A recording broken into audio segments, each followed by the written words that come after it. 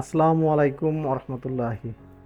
আমি প্রকৌশলী মোহাম্মদ মনিরুজ্জামান, মোহনা building design and idea পক্ষ থেকে আমার সকল দর্শক বন্ধুদেরকে শুভেচ্ছা জানাচ্ছি।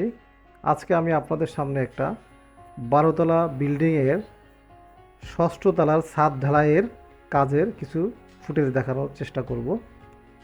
আপনারা দেখতে পাচ্ছেন ছাদের জন্য ইতিমধ্যে কাজ শুরু হয়ে গেছে।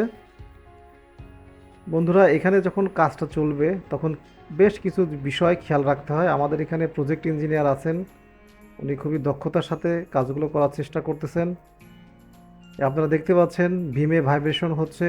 এই ভাইব্রেটর মেশিন দিয়ে কীভাবে ভাইব্রেট করতে হয় তার কিছু পদ্ধতি আছে। আমরা পর্যায়ক্রমে ভিডিওতে আপনাদেরকে ধীরে ধীরে উল্লেখ করে দেখাই দেবো কীভাবে এটা করতে হয়।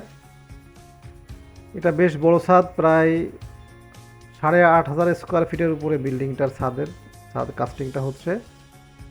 এখানে রুপোস্ট ব্যবহার করে ঢালাইটা করা হচ্ছে, আপনারা দেখতে পাচ্ছেন। বন্ধুরা, এখানে ছাদ করার সময় অবশ্যই ইলেকট্রিক্যালের কাজ, স্যানিটারি যদি কিছু কাজ থাকে সেগুলো তো করা হয়ই।